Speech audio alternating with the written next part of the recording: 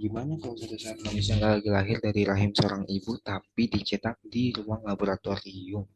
Dan gimana kalian, eh kalau misalnya kita bisa memilih sendiri warna mata kita, tingkat kecerdasan kita, atau sampai bentuk fisika sekalipun, apakah itu sebuah keajaiban teknologi atau justru manusia ini sedang mencoba menggeser peran Tuhan? Hari ini kita akan bedah rahasia di balik cloning dan rekayasa genetik dari sudut pandang filsafat ilmu. Let's check it out.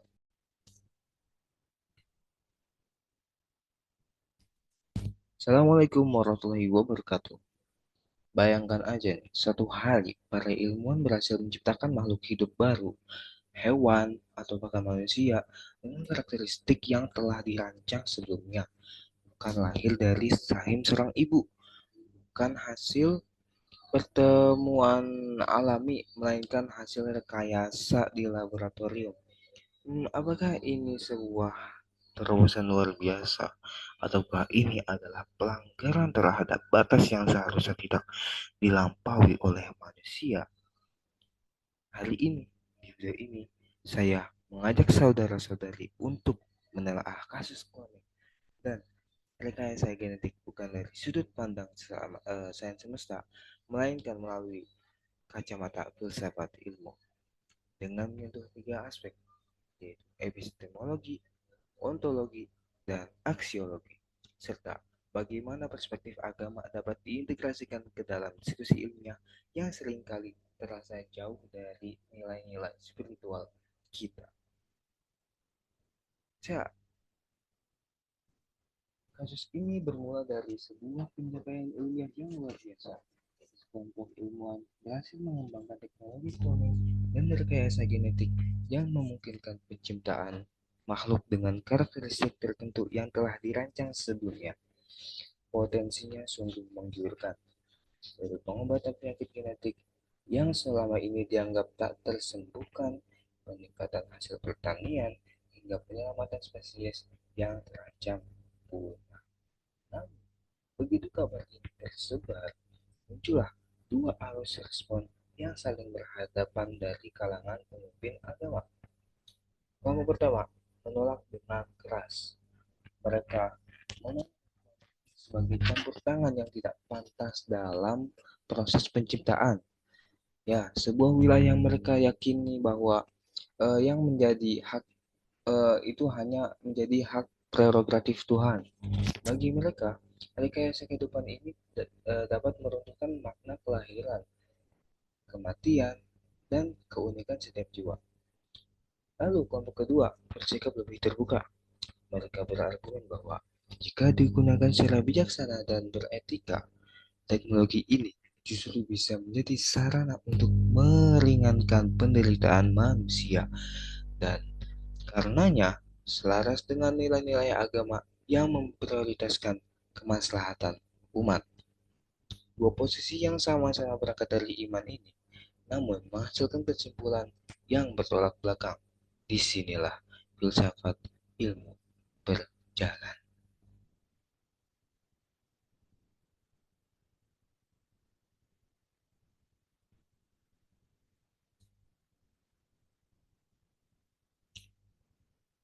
Epistemologi bertanya, dari mana kita mendapatkan pengetahuan dan sejauh mana pengetahuan itu sah untuk kita gunakan? Dalam konteks cloning, sains ini telah membuka pintu pengetahuan yang sebelumnya tertutup rapat. Kita kini memahami mekanisme DNA, cara mereplikasi sel, dan bagaimana mengintervensi kode genetik. Nah, pengetahuan ini diperoleh melalui metode ilmiah yang ketat, empiris, terukur, dan dapat diverifikasi. Namun, epistemologi filsafat ilmu juga mengingatkan kita bahwa kemampuan untuk mengetahui sesuatu tidak otomatis berarti kita boleh atau harus melakukannya. Inilah yang disebut perbedaan antara is dan ought, antara apa yang ada atau mungkin dengan apa yang seharusnya dilakukan. Ilmu memberitahu kita bahwa cloning manusia itu mungkin secara teknis, tetapi apakah itu seharusnya dilakukan? Itu adalah pertanyaan yang tidak bisa dijawab oleh sains sendiri.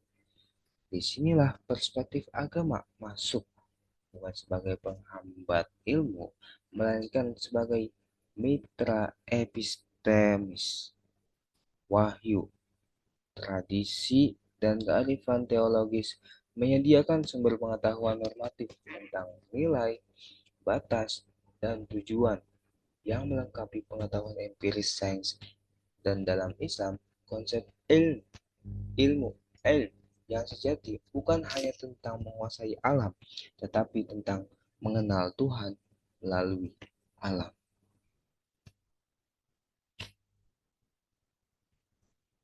Ontologi mempertanyakan hakikat keberadaan. Dalam kasus ini, pertanyaan ontologinya adalah, apa sebenarnya hakikat kehidupan? Apakah makhluk hasil cloning ini memiliki status eksistensi yang sama dengan makhluk yang lahir secara alami? Bagi kelompok agama yang menolak cloning, ada keyakinan ontologis yang kuat bahwa setiap kehidupan adalah ciptaan Tuhan yang unik dan tidak dapat direproduksi secara artifisial tanpa mengubah hakikatnya. Kehidupan bukan sekedar susunan DNA saja, ia itu mengundang dimensi rohani yang berada di luar jangkauan laboratorium. Sementara itu, dari perspektif sains, kehidupan ini dapat didefinisikan secara biologis. Entitas yang mampu bereproduksi, bermetabolisme, dan beradaptasi. Dalam kerangka ini, cloning ini hanyalah metode reproduksi alternatif, tidak berbeda secara fundamental dari kembar identik yang terjadi secara alami. Filsafat ilmu mengajarkan kita untuk tidak memilih salah satu dan menutup mata terhadap yang lain. Justru ketegangan ontologis ini antara kehidupan sebagai entitas biologis dan kehidupan sebagai pemberian Tuhan perlu dihadapi dengan jujur dalam setiap diskusi tentang bioteknologi.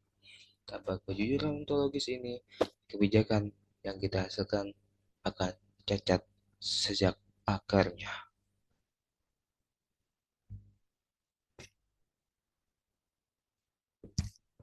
Aksiologi adalah cabang filsafat yang membahas nilai dan etika, khususnya tanggung jawab sosial dari ilmu pengetahuan dan teknologi. Nah, rekayasa genetik ini dan cloning menghadirkan dilema aksiologis yang sangat nyata. Pertama, soal keadilan. Siapa yang akan memiliki akses terhadap teknologi ini? Jika hanya tersedia bagi yang mampu membayar, maka teknologi ini justru memperlebar kesenjangan sosial, bukan mempersempitnya. Ini tuh bertentangan langsung dengan nilai keadilan yang diajarkan semua agama besar. Yang kedua, soal martabat manusia. Jika cloning ini diizinkan ya, apakah manusia hasil cloning akan diperlakukan sebagai individu yang bermartabat penuh atau sekedar sebagai produk aja yang bisa diperjualbelikan gitu. Sejarah penyalahgunaan sains dari eugenika Nazi hingga eksperimen tidak etis mengingatkan kita betapa berbahayanya ilmu tanpa bingkai moral. Nah, disinilah agama menawarkan kontribusi yang tidak bisa digantikan. Ia menyediakan narasi tentang martabat manusia yang bersifat absolut dan tidak bergantung pada utilitas. Dalam Islam, setiap manusia adalah mulia. Laqad karomna bani Adam. Kemuliaan yang tidak boleh dikompromikan oleh kepentingan komersial maupun ilmiah sekalipun. Lalu bagaimana caranya mengintegrasikan perspektif agama ke dalam diskusi ilmiah yang sering terasa eksklusif dan teknis? Pertama, perlu ada forum dialog lintas disiplin yang melibatkan ilmuwan, teolog, etikawan, dan perwakilan masyarakat secara setara, bukan ilmuwan yang bicara sendiri. bukan juga ulama yang bicara sendiri, melainkan percakapan yang saling menghormati perbedaan sumber otoritas. Kedua, lembaga pendidikan seperti universitas perlu mengembangkan kurikulum etika sains yang tidak hanya berbasis filsafat barat, ya, nggak hanya berbasis ke filsafat barat, tetapi juga menggali kekayaan etika Islam seperti konsep makosid syariah yang mencakup perlindungan jiwa, akal, keturunan, dan kehormatan. Keempat, tujuan syariah ini bisa menjadi kerangka evaluasi yang sangat relevan untuk teknologi cloud.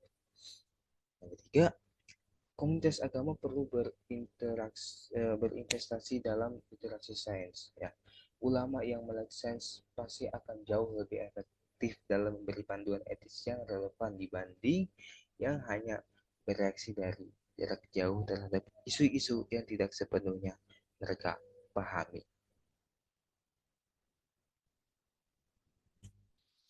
Filsafat ilmu mengajarkan kita bahwa sains yang besar membutuhkan etika yang besar.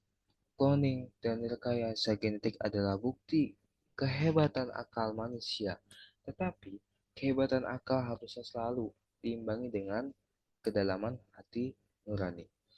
Agama bukan musuh sains. Agama adalah kompas moral yang memastikan kita tidak tersesat di tengah kemajuan yang begitu pesat. Dan tugas kita sebagai generasi yang belajar di persimpangan iman dan ilmu adalah memastikan kompas itu selalu berfungsi. Sekian, terima kasih.